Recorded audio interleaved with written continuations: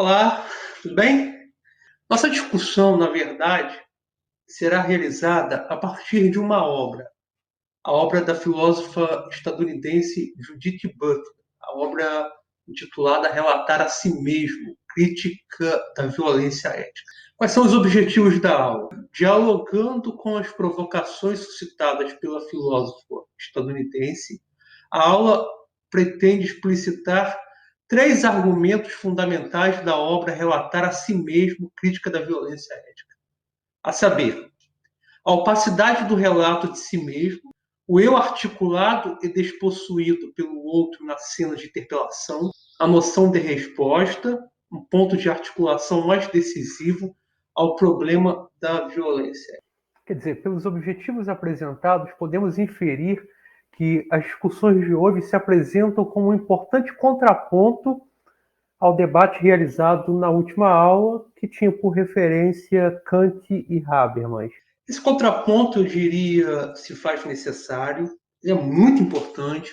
Tanto Habermas quanto Butler bebem de uma fonte comum, eu diria, a teoria crítica. O objetivo da aula de hoje é mostrar para vocês uma discussão ética que se realiza a partir de outro horizonte filosófico. Quer dizer, uma discussão ética que se realiza a partir de uma perspectiva hegeliana, de Adorno e da psicanálise de Laplanche, por exemplo, apontará para nós um caminho completamente distinto de discussão, contrapondo-se à ideia de um agir comunicativo que tem como pano de fundo a filosofia de Kant e a possibilidade da criação de consensos em ambientes democráticos, desde que o aspecto normativo seja levado em conta, desde que o aspecto normativo, digamos, crie um horizonte igualitário de negociação. Lembrando que Butler esteve no Brasil. Butler é mais conhecida a partir das suas discussões sobre gênero, mas Butler recentemente desenvolve interessantes discussões sobre ética. Esta obra, Relatar a Si Mesmo, Crítica da Violência Ética, eu diria, é um pequeno tratado de ética, um pequeno tratado de ética contemporânea. Repito, um tratado que tem como horizonte filosófico as contribuições da teoria crítica, principalmente as contribuições de Adorno, as contribuições filosóficas de Hegel, principalmente a dialética, né? Quer dizer, na medida em que Adorno é um leitor de Hegel, quer dizer, na medida em que Adorno, ao pensar a temática da dialética negativa, se apropria da filosofia hegeliana, Butler, tendo esse pano de fundo da dialética, tensionará os limites da ética kantiana, tensionará os limites da normatividade. Um contraponto interessante à proposta habermasiana da teoria de um agir comunicativo, a proposta habermasiana de criação de consenso. Butler é uma filósofa pós-estruturalista. Butler já desenvolveu diálogos interessantíssimos com aquele filósofo esloveno Slavoj Žižek, com Ernesto Laclau. Butler tem várias obras publicadas em português. Então, quais são as fontes filosóficas de Butler? Primeiramente, Adorno, o Adorno da teoria crítica, que é um leitor de Hegel. E Butler, de alguma maneira, trabalha com esses conceitos da dialética negativa para pensar a moralidade, para tensionar os limites da moralidade e para pensar uma proposta contemporânea e filosófica de compreensão da moralidade. Butler trabalha também com a noção de autoridade de Levinas, dialoga profundamente com a psicanálise via Laplanche e constrói, digamos, uma proposta pós-estruturalista da reflexão. Uma proposta, digamos, que procura romper com uma visão identitária do sujeito, uma proposta que, de alguma maneira, subverte a noção de um sujeito cartesiano, de um sujeito autocentrado, de um sujeito que, digamos, serviria como a base da ética. Não, Butler, na verdade, distancia-se desse sujeito cartesiano. Eu diria que Butler trata nessa obra,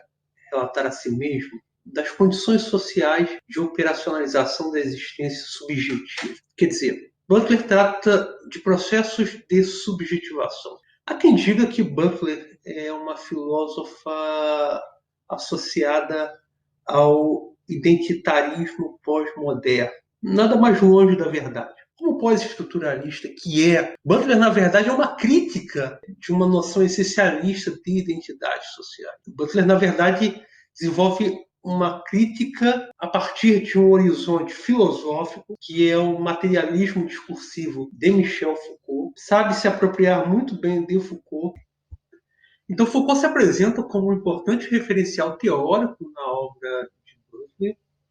Tanto Foucault, que trata essa relação entre poder e discurso na obra Vigiar e Punir, como aquele Foucault que retrabalhará o cuidado de si a partir de processos de subjetivação. Quer dizer, Butler vai pensar a linguagem como esse horizonte discursivo a partir do qual o sujeito se constitui.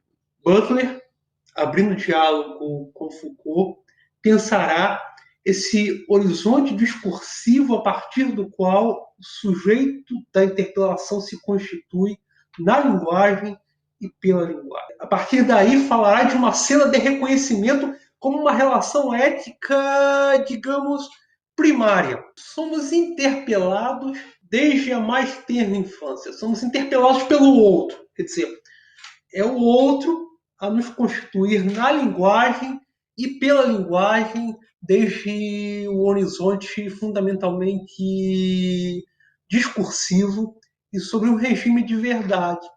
Daí Butler, quando vai tratar dessa relação ética primária, pensar a dimensão normativa dos discursos constituintes. Se somos constituídos na linguagem e pela linguagem, há que pensar, digamos, a normatividade do relato, a normatividade do discurso. Esse discurso nos precede, quer dizer, não somos senhores de si, quer dizer, é impossível pensar a dimensão da autonomia sem pensar, digamos, esse horizonte ético a partir do qual o indivíduo se constitui como sujeito na linguagem e pela linguagem. Nesse sentido, Butler, mesmo sendo uma hegeliana, abre um franco diálogo com Foucault e abre um diálogo muito interessante, por sinal.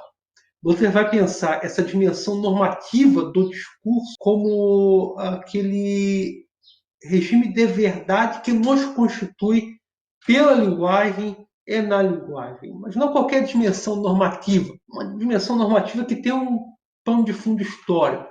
E nesse sentido, Butler abre um diálogo bastante interessante com o materialismo discursivo de Foucault e, nesse sentido, com um certo historicismo também. Quer dizer, não existe o sujeito fora de uma cena de interpelação, que é uma cena de reconhecimento, quer dizer, uma cena ética primária, e somos constituídos desde a mais tenra infância. Quer dizer, somos constituídos na linguagem e pela linguagem.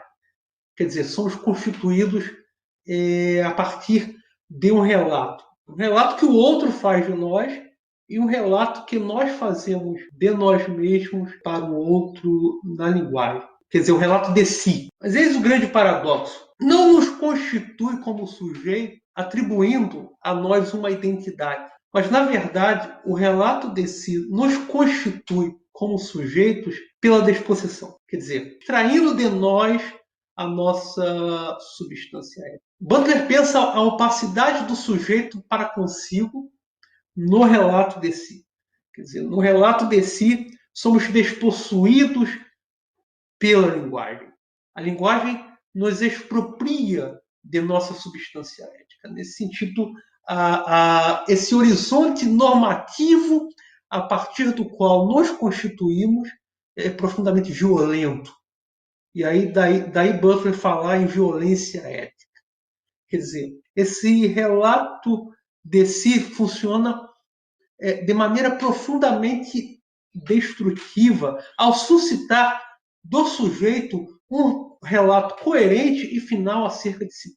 Esse regime de verdade nos constitui como sujeito, ou melhor dizendo, solicita de nós um relato coerente, mas esse sujeito, e aí Butler é uma boa hegeliana, ele só existe no interior de uma processualidade histórica. Quer dizer, esse sujeito é incapaz de fazer um relato coerente de si, porque esse sujeito nunca está pronto. Esse sujeito está em constante construção. Quer dizer, esse sujeito é um sujeito descentrado, aberto, um sujeito marcado pela lógica da diferença. Diferença aqui compreendida em termos derridianos. Quer dizer, na medida em que é marcado pela lógica da diferença ou da diferenciação, esse sujeito é incapaz de fazer um relato coerente de si. E aí, nesse sentido, esse horizonte normativo de verdade, a partir do qual o sujeito se constitui, esse horizonte normativo que se quer fechado, ele é violento porque funciona de maneira destrutiva, na medida em que é incapaz de fornecer ao sujeito o material suficiente para a construção de um relato coerente de si. Esse sujeito ele é opaco a si mesmo porque ele é despossuído na linguagem, pela linguagem, e capaz de fornecer um relato completo de si. Esse relato sempre falha. Quer dizer, esse relato ele é sempre incoerente. Esse relato, quer dizer, o relato que fazemos de nós mesmos, o relato que fazemos dos outros, é incapaz de traduzir, digamos, a substância ética do sujeito, de traduzir satisfatoriamente a substância ética do sujeito. Quer dizer, de um lado temos um sujeito que é suscitado a falar de si no interior de um regime de verdade, no interior de uma formação discursiva. De outro, um sujeito que é incapaz de falar de si porque é despossuído pela linguagem. Quer dizer, um sujeito que não consegue fazer um relato coerente de si mesmo. Um sujeito que ao fazer um relato coerente de si, sempre falha. E aí, nesse sentido, a teoria butleriana é uma teoria do fracasso. Alguém pode chegar para mim e me perguntar: qual é a sua religião? Daí, prontamente, eu posso responder: eu sou protestante. Uma cena de interpelação, de um ponto de vista da materialidade do discurso, dizer sou protestante não significa dizer muita coisa. Por quê? Vejamos. Que tipo de protestante ele é? É o tipo de protestante que frequenta as igrejas dominicalmente? Quer dizer, há inúmeras possibilidades de se constituir como um protestante. Quer dizer sou protestante não significa atribuir ao sujeito uma substância ética específica, como muitos pensam. Quer dizer, a afirmação sou protestante carrega a marca da diferença. Mas que protestante ele é? Ele é um batista? É um presbiteriano? Ele é um pentecostal? Ele é um neopentecostal? Que tipo de valor moral ele defende, por exemplo? Quer dizer, a afirmação sou protestante não consegue revelar plenamente a identidade desse sujeito. Quer dizer, a afirmação sou protestante mais encobre do que revela a identidade desse. Mas o juízo ético pode funcionar de maneira destrutiva a atribuir a esse sujeito um tipo de identidade que não subjaz necessariamente à afirmação sou protestante. Quer dizer, alguém pode dizer assim, se ele é protestante, ele é eleitor de X. Não, mas ele pode ter votado em Y nas eleições de 2018. Quer dizer, a cena de interpelação ela cria um horizonte ético a partir do qual o sujeito é incapaz de falar de si próprio plenamente e um horizonte ético a partir do qual o juízo ético funciona de maneira destrutiva ao atribuir ao sujeito uma identidade, digamos, fechada de si próprio. Quer dizer, considerando sua história de vida, sua biografia, ele pode ser protestante, mas ele não é o mesmo protestante de 20, 30 anos atrás.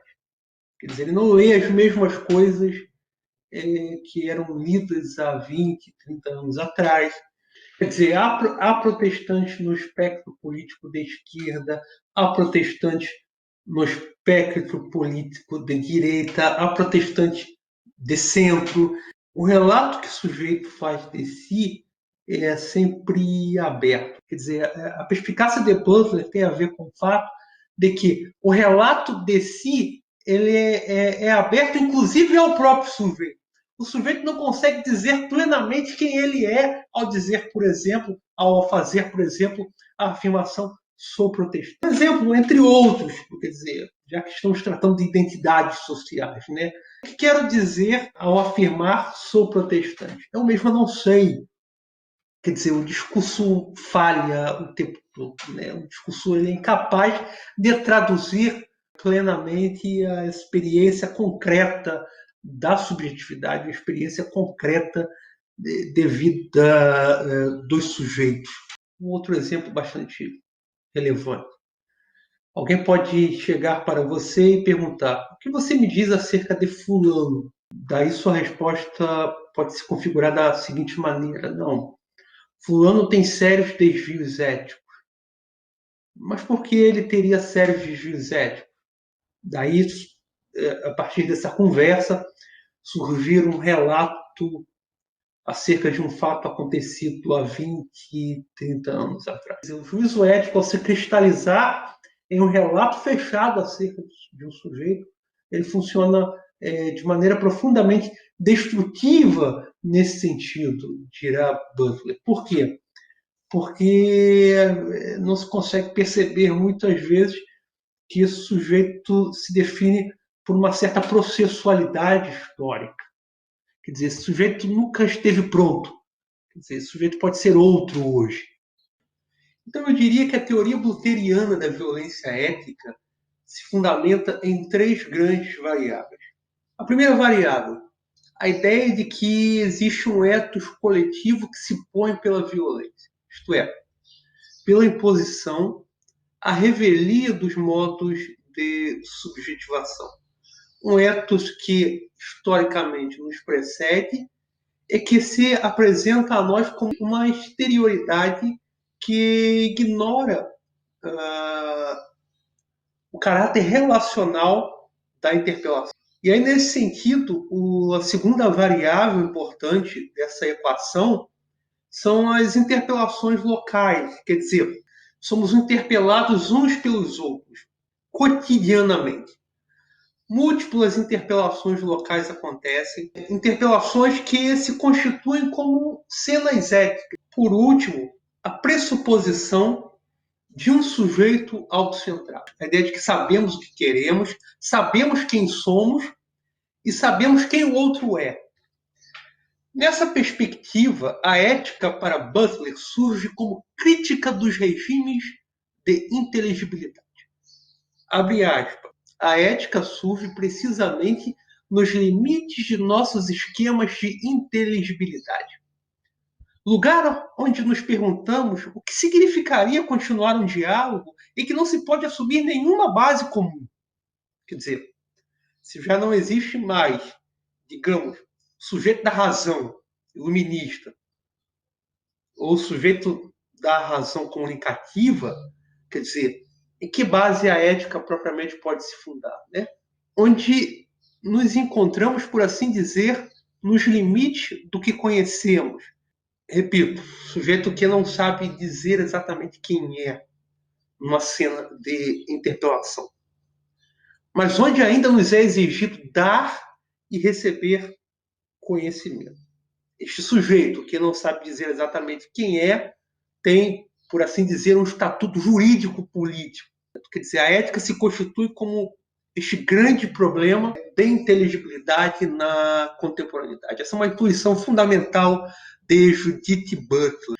Quer dizer, a ética surge precisamente nos limites de nossos esquemas de inteligibilidade. lugar onde nos perguntamos o que significaria continuar um diálogo em que não se pode assumir nenhuma base comum, onde nos encontramos, por assim dizer, nos limites do que conhecemos, mas onde ainda nos é exigido dar e receber conhecimento. Uma vez que nossos esquemas éticos contemporâneos funcionam à revelia dos modos de subjetivação, poderíamos falar que há, em Butler, uma ética do fracasso ético. Quer dizer, uma ética que só pode ser entendida em termos de um processo de crítica, em que a crítica se ocupa, entre outras coisas, dos regimes de inteligibilidade que ordenam a ontologia, e especificamente a ontologia do sujeito. Quer dizer, uma crítica dos modos de subjetivação, uma crítica orientada pelos modos de subjetivação na contemporaneidade.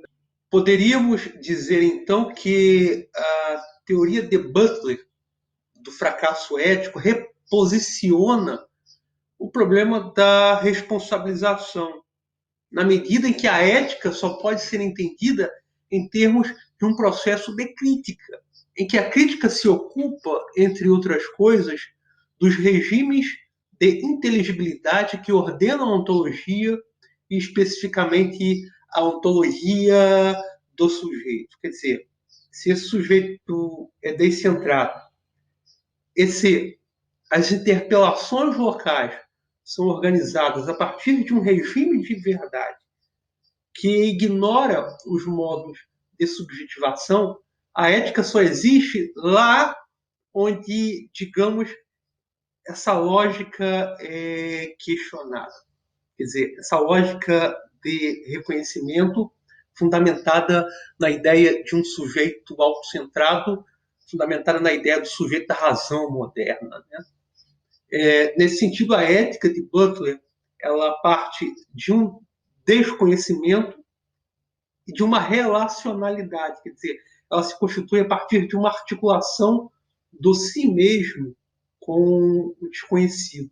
Uma articulação do si mesmo com o enigma do outro. Quer dizer, si mesmo se dá como desconhecimento, não sei quem sou, na relação com o enigma do outro, não sei quem tu és. Evidentemente, nossa ideia de responsabilização está baseada na exterioridade das normas e na ideia de um sujeito autocentrado. Quer dizer, na medida em que a ética de Butler faz a crítica tanto desse sujeito da razão moderna quanto da exterioridade das normas, que funciona a revelia dos modos de subjetivação, a ética luteriana reposiciona o problema da responsabilização e coloca para nós a ética, digamos, em novos termos. Quer dizer, é uma ética que parte de noções de subjetivação e de performatividade. A responsabilização ainda deve continuar existindo, mas o problema da ética é reposicionado em Butler a partir de noções de performatividade. Quer dizer, a noção de performatividade aparece frequentemente nos estudos de gênero. A noção se remete à ideia de que é possível tomar o material do que nos constitui como sujeitos, quer dizer, que se fundamenta discursivamente, né? Quer dizer, é possível tomar esta materialidade, quer dizer, o sujeito, nesse sentido, seria capaz de fazer algo com aquilo que foi feito dele, quer dizer, tomar o que fizeram de nós e reposicionar isso. É possível reescrever esta materialidade em novos termos. Quer dizer, o sujeito teria como retrabalhar a materialidade do discurso, o sujeito teria como reorientar aquilo que foi feito dele no discurso e pelo discurso. Ao fazer isso, ele daria nova forma à sua constituição. Né? Quer dizer, nessa relação entre forma e substância seria possível, digamos, tomar a materialidade do discurso e dar a essa materialidade uma nova forma, por meio de uma lógica de performatividade, por meio de uma relação crítica com as normas vigentes, por que não dizer por meio de uma relação crítica com os modos ter subjetivação. É claro, a performatividade procura levar em conta justamente o reconhecimento de que estamos eticamente implicados na vida dos outros. O aspecto relacional de uma ética, digamos, autenticamente verdadeira. Uma ética do reconhecimento de que estamos eticamente implicados na vida dos outros. E isso, evidentemente, Butler toma lá do Levinas. Daí, se eu pudesse resumir o livro em 2 grandes recortes, eu traria as seguintes citações para nós. Se a identidade que dizemos ser não nos captura e marca imediatamente um excesso e uma opacidade que estão fora das categorias da identidade, qualquer esforço de fazer um relato de si mesmo terá de fracassar para que chegue perto de ser verdade. Quando pedimos para conhecer o outro, ou pedimos para que o outro diga, final ou definitivamente, quem é importante não esperar nunca uma resposta satisfatória. Quando não buscamos a satisfação e deixamos que a pergunta permaneça aberta e perdure, evidentemente Butler está pensando novamente naquela cena de interpelação. Né? Deixamos o outro viver, pois a vida pode ser entendida exatamente como aquilo que excede qualquer relato que dela possamos dar. Se deixar o outro viver faz parte da definição ética do reconhecimento, tal definição será baseada mais na apreensão dos limites epistêmicos do que no conhecimento.